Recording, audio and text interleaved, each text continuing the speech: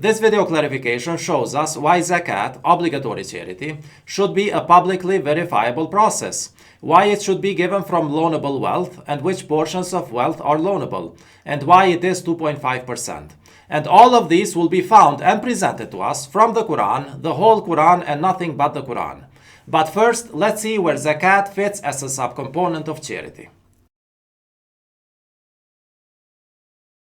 According to the Quran, we can divide charity into obligatory or voluntary, and private or public. And by cross-tabulating them, we get 4 types of charities. So we can have private obligatory charity, public obligatory charity, private voluntary charity, and public voluntary charity. Public voluntary charity is any voluntary charity you might give through a human-made organization, which is allowed, but most of the money you give goes to waste, usually for strengthening those organizations, instead of the final goal. Private voluntary charity is any charity you give yourself directly to those who need it. Now, private obligatory charity is charity which you owe to certain people simply for the fact that you have been connected to them by God, like your parents, your spouse, your children. The amount which you owe to this group of people is as much as they need, if they don't have it. And it is called obligatory or a duty, hakahu, because it does not depend on how much you want to give, but on how much they need. And what everyone needs is at least food, clothes, and shelter, a basic living. By the way, whenever the orders for hakahu, private obligatory charity, are given in the Quran, they are given in singular. Thee shall give hakahu, indicating that it is a private matter. But when zakat in general is mentioned, the order is always given in plural. You, plural, shall give zakat. So again, regarding the private obligatory charity, if you have basic living conditions for yourself, and either your parents or your spouse or your children do not have food and shelter, you are just not a good human being. Let's not even go any further. And in many cases in the civilized world, that job is done by the states through pensions, retirement homes, childcare centers, or whatever means they have for older people or younger people. And that is fine in many cases. But it is your responsibility to know that they got what they needed. And if they did not, then you should do it. Then your siblings and the children of your siblings, the blind, the crippled, you must share your food with them if they ever need it. It's an obligation, not voluntary. As you can see, the amount of the private obligatory charity depends on how much the people around you need, not on a specific percentage which you want to give.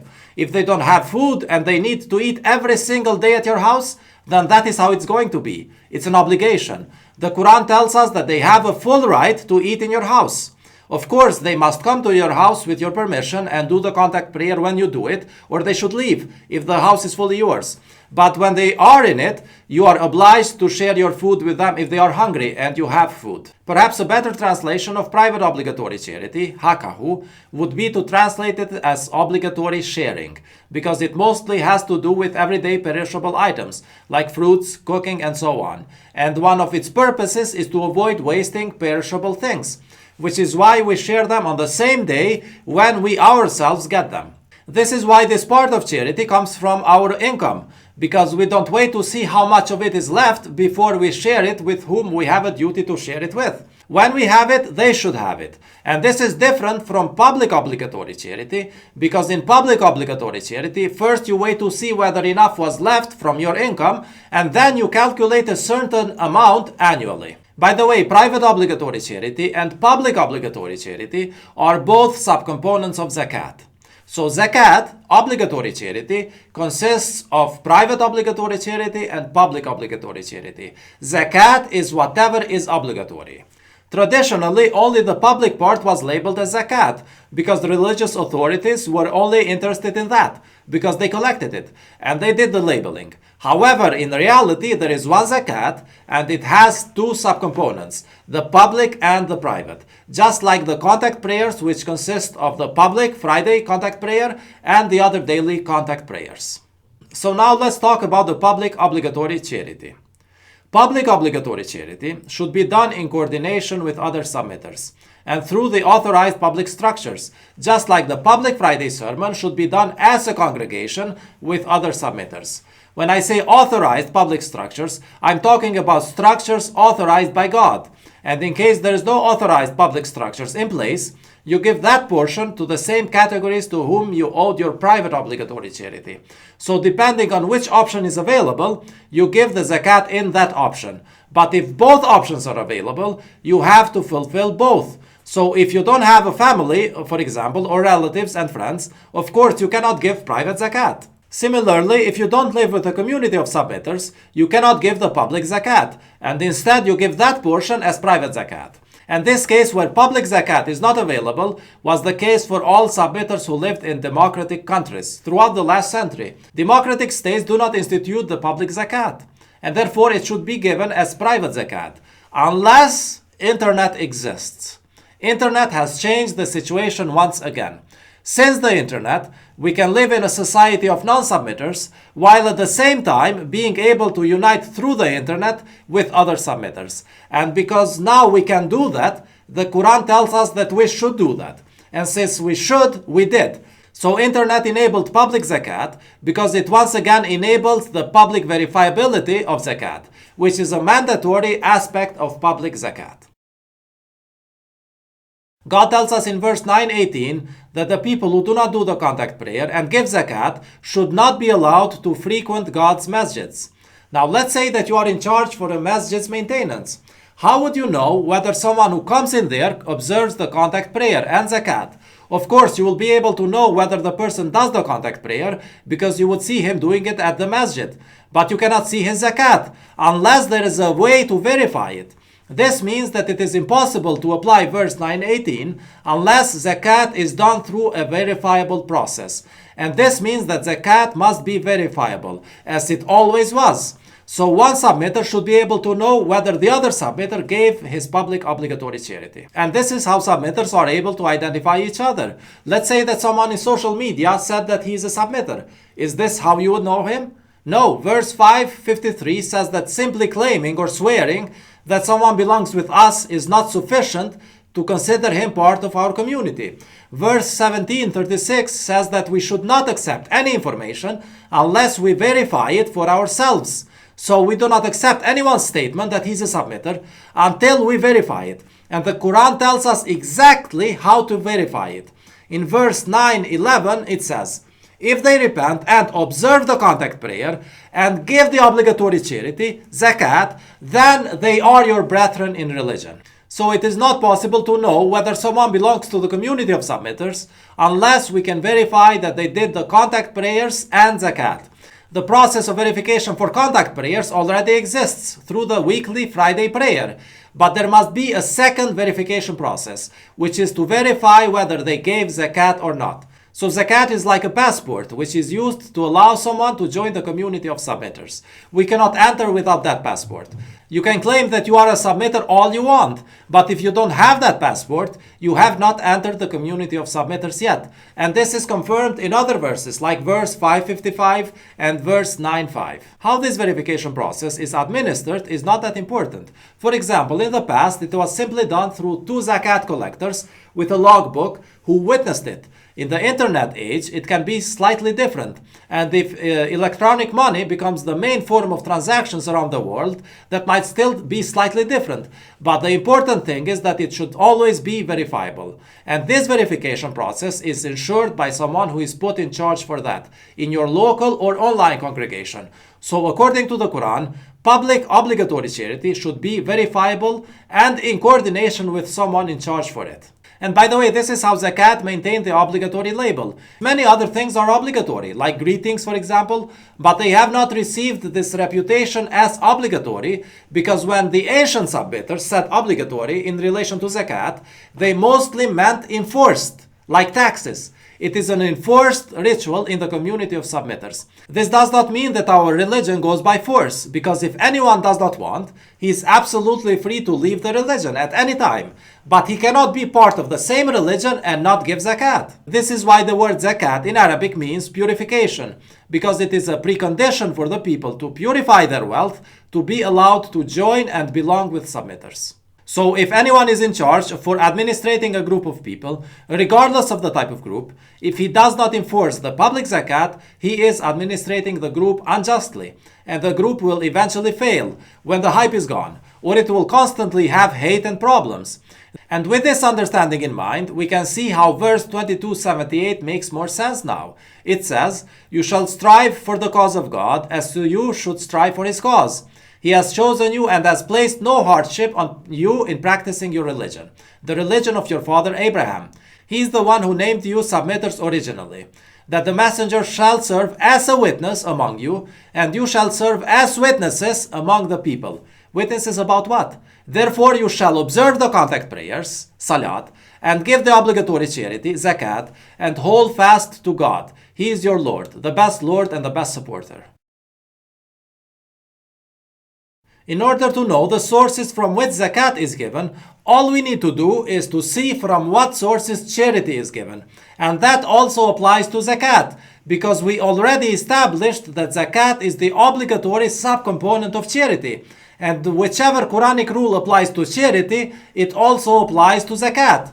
According to 10 different verses in the Quran, charity, which includes zakat, should be given from movable wealth. And the word used in these verses is malahu, which in Arabic includes all types of wealth except for land and homes. The land and homes are distinguished from malahu, from the movable wealth, in verses 33:27, 59:8, and 2:267. And by the way, we know that the word malahu means all types of movable wealth, and not just income, because this word is used in other verses where it cannot mean anything else except wealth. For example, in chapter 4 verse 6 and in chapter 4 verse 10, it refers to the wealth which orphans inherited from their parents. This cannot possibly be income. Orphans do not work to get income. They inherit wealth from their parents. Also, verse 155 in chapter 2 makes a distinction between wealth and harvest, crops, income. It says that you might be tested with loss of wealth, lives, and crops, harvest, income. Here again, we see that there is a difference between wealth and income. Verse 33 in chapter 33 tells the wives of Prophet Muhammad to stay in their homes and give zakat. Well, if they stayed in their homes, they did not have income, but they still had to give zakat. That's because they had wealth. Their movable wealth was either inherited from their parents or given as a dowry or from their earlier incomes or as a gift. So now we established that charity, which includes zakat, should be given from movable wealth. And now let me present to you two verses which specifically mention zakat. Verse 92:18 says that we should give from our movable wealth, from malahu, for our purification, for zakat. And here comes the verse which stamps and specifies this issue even more by directly mentioning the word zakat.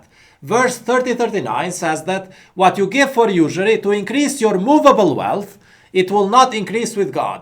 But if you give zakat from that same wealth, seeking God's pleasure, you will receive your reward manifold. So according to this verse, zakat should come from loanable wealth, because whatever you can give as a loan for usury, you can also give it as zakat. And the loanable wealth is a big part of movable wealth. Loanable wealth is the uninvested and the unnecessary wealth, because you can only loan what is not absolutely necessary for you and what you did not already invest. So this means that business investments like shares in a corporation and your last income should also be excluded from zakat, because they are not loanable, and your last income should be excluded because you still don't know how much of it will be necessary for your private obligatory charity, for provisions for yourself, your children, your spouse, and your parents, and potentially your relatives and friends. Only after you receive the next income, you can be sure how much of your previous income is left. And this exclusion of the last income is given in verse 219, which says, "They ask you what to give to charity, say the excess." The excess means what is left, and only your previous income can qualify as what is left, but not your last income, because you still don't know if enough will be left from it. There is also one final exception given in the Quran. Verse 262 tells us not to do harm when giving charity. For example, if you have a phone, you cannot divide it 1/40, 2.5% of it, and give it as charity. It would do harm to the phone. Or if you have 20 sheep, you cannot give 1/40 of them unless you cut one of them in half, which would destroy the other half as well. So unless you have 40 sheep or more, or 40 phones or more, you do not owe zakat for them. This is to avoid harm, which is a Quranic requirement. You must have 40 or more units from any of the things in order for them to qualify for zakat. So if we take all the verses of the Quran into consideration, we can conclude this. Public zakat is one from any 40 units of any type of wealth, excluding land, homes, business investments, corporate stock, and your last income. Everything else is included, like gold, silver, other precious metals, money in any form, including savings, money in your wallet, in the bank, cryptocurrencies, loans given to others, since loans prove that they were loanable wealth, valuable products, anything from which you have 40 or more units of that. For example, 40 or more dollars, or 40 or more sheep, and so on. So you heard me say that the amount of public obligatory charity is 1/40 or 2.5% of the specified types of your wealth. But how do we know that 2.5% is the correct amount? We can extract this exact percentage from the Quran. Here is how. Verse 6, 120 says that those who commit sins will definitely have to pay for them. So there is no way to paradise without being completely purified from our sins. And to be purified completely, it means that you have to give up everything, 100% of your wealth. Because ultimately we do not deserve anything, because everything good comes from God. However, in verse 6, 160, God says that whoever does a good deed receives the reward for 10, which means that we can reach the same necessary purification with 10 times less giving, with 10%. So according to this verse, if we give 10%, God will consider it as 100%. And this 10% has been the amount from the time of Abraham until Muhammad. And even the Jews until this day consider it to be 10%. So for people before Muhammad to be saved, they had to deserve at least 10% of what God gave them. However, knowing that the generations after Muhammad were not as strong in belief as generations before Muhammad, God the Merciful made it easier for us and revealed in Surah 28 verses 52 through 54 that He will double the rewards for anyone who believes in the Quran. This means that we can now completely purify our wealth by giving half as much, 5%. But there is one last reduction which came to us through the Quran. In verse 57-28, God informs us that He will double the rewards for anyone who believes in His messenger. And here He is talking about any living messenger so far. It's easy to believe in messengers who have gone to people in the past. Even the Jews believe in them. The challenge and the double reward is to believe in the messengers which were sent to us. So if we believe in the messengers which are truly sent by God to us, then we can completely purify our wealth by giving half as much as 5%, which is 2.5%. And this is where the 2.5% comes from. So when we give 2.5%, it is doubled if we believe in God's messenger, and then doubled again if we believe in the Quran, and then multiplied tenfold because God rewards every good deed tenfold. And our 2.5% now has become 100%, which is the precondition to make it to heaven. So 2.5% times 2 times 2 times 10 equals 100%. Someone might wonder, why did we say earlier that we need to purify only some types of our wealth, when we can clearly see here that we need to purify all our wealth to make it to heaven? Well, the types of wealth which are not loanable are automatically purified. For example, if we have a piece of land, the birds of the sky will eat from it, and the insects and wild animals will use it, and it will beautify the view of the passers-by, and so on. And that is charity. So we don't give zakat from land because it was already given. Also regarding homes, for example, we share them with our family members, and that is charity. And it promotes modesty, enabling us not to roam around the streets, and all these are charity, which is why we do not need to pay zakat from our homes. So the zakat for your home is hospitality, within what is legal. There is also zakat for our bodies. Even our bodies are wealth. The souls are the true us, but our bodies are part of our wealth. And the zakat for our bodies is fasting during the month of Ramadan, which is refraining from 2.5% of annual bodily pleasures. And this purification of our body is done once a year. And as you can see, even though we have purified our bodies during the last year, we need to purify the same bodies again during this year. And this brings me to the cycle of zakat. The zakat cycle is every year. because it takes a year for the wealth to become impure again. And this is indicated in verse 9:28, which mentions how the commandment to prevent idol worshippers from approaching the sacred masjid came as a commandment to be implemented after this year, which is how long it would take them to have their wealth impure again. So the public obligatory charity is given every lunar year.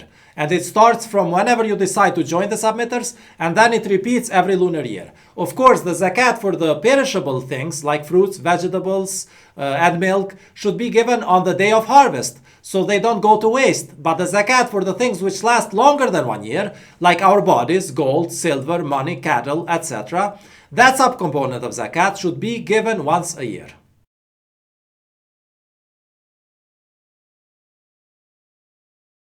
Some people who have not examined the Quran with a complete approach might choose to understand a few of the verses presented in this video differently.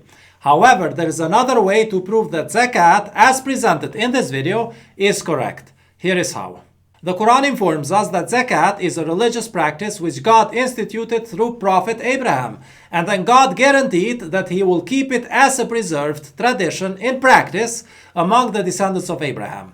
This means that whatever we find in the Quran about zakat must already exist at least somewhere in the world as a practical tradition. I am not talking about words and books. I am talking about the actual practice in the field. I am talking about the religious practices of Abraham, guaranteed by God to be preserved.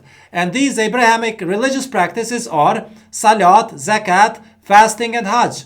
So if anyone thinks that we should understand the Quranic verses about zakat in a different way, he should also be able to show us from real life where such a type of zakat existed among the descendants of Abraham throughout history and now. And the zakat, as presented in this video, has been and is still in continuous practice in many places among the descendants of Abraham. Everything I presented here, you can find it as a tradition, at least somewhere in the world. So any principles about zakat can only be correct if they are old and continuous. Of course, this rule only applies to the Abrahamic religious practices, salat, zakat, fasting, and hajj, but not for the other things in religion. And in agreement with this rule, this video does not present any new religious principles about zakat. It simply shows us where to find them in the Quran. Of course, everything in this video is concluded directly from the Quran alone. But it happens that the Abrahamic tradition and the Quran agree in this issue, as God promised Abraham. And this preservation becomes even more amazing, realizing that the zakat details were kept intact throughout history, regardless of the fact that the people who carried those practices were more often disbelievers than believers. And they could never explain from the Quran why the details of zakat are the way they are. For example, they could never explain why zakat is 2.5% and so on. And unfortunately, they were convinced that you cannot find these in the Quran. But this video shows us that you can find even the smallest details about zakat in the Quran, because the Quran is complete and fully detailed in religious matters. And it actually also guides us on how to extend the Abrahamic practices in new circumstances, which Abraham did not experience, like our circumstance, which is a circumstance with internet and democracy and cars and bicycles and stock markets and paper money and so on. In the Quran, zakat is called zakat only in the moment when your wealth leaves your hand, purification from it. But in the moment when it gets into the hands of the poor, it is called sadaqah, a good deed. And there may be steps in between, but the final recipients of sadaqah, which came from zakat, should always be the poor, the needy, the workers who collect it, those who are close to conversion, to emancipate the dependents, to those in sudden death, in the cause of God, and to the traveler or immigrant. This has always been common knowledge among the Muslim scholars. And the distribution steps are not given in the Quran because they change. The internet has given us even more options regarding the distribution steps from zakat to sadaqah. For example, one option which we are implementing right now enables you to be both the giver and the distributor of zakat. So you can give zakat as sadaqah directly to those who need it, as long as there is a way for other believers in the community to verify it. And the internet has enabled this. And even this will be constantly updated, depending on which distribution steps are deemed the best for the circumstances. And there might be several options available simultaneously to allow you to choose the most suitable one for you. And these are simply administrative issues but the unchangeable religious aspects are in the Quran. And two important aspects are that zakat has to finally reach the needy categories mentioned in verse 960, and it has to be verifiable. Someone might ask, why should zakat be a public obligatory charity when private charity removes more sins than public charity? Well, during zakat, you do not make your charity public. The person who is responsible for the zakat system makes it public. The purpose is to inform the others that you belong with them. And it is not bragging because you did not do something exemplary, like in the case of voluntary charity.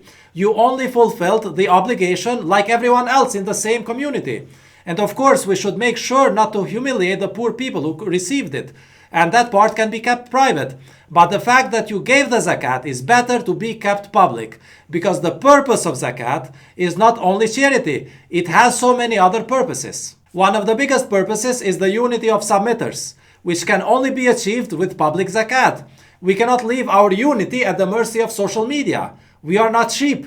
Verse 204 says, O you who believe, do not say Raina, shepherd us, but say Undurna, watch over us. And you can sense how even submitters act like sheep when using social media. First they flock in one group, and then they flock in another group, and so on. The other purpose of zakat is to help submitters connect with each other. They can know about each other, promoting proper marriages, and so on. The only case of a marriage described in the Quran is the marriage of Moses. And he found his wife during a charitable deed. And that is the best occasion to find someone to marry, because this is the best deed you can do while communicating with other people. We don't need to seek partners in bars and social media and all that. Let's just unite for charitable purposes, and the side social benefits will come on their own. The zakat system is our official social media, together with the Friday prayer. Creating groups through other social media is allowed in principle, but if they don't have zakat as an entry barrier, they attract people with secondary intentions, and then the groups become venues for arguments, hate, Quranic quotes out of context, dividing the Quran, disorientation, people with false identities, people who preach to the converted. And then, of course, the result is that instead of bringing people closer to the religion, it drives the religiously inexperienced people away from religion, since they fail to realize that religion cannot be contained, codified, and defined by social media groups and internet web pages. And finally, let me remind you that zakat, obligatory charity, is the best deed a human can do after the contact prayers. While contact prayers are a sign that someone believes in God, obligatory charity is a sign that someone believes in the hereafter.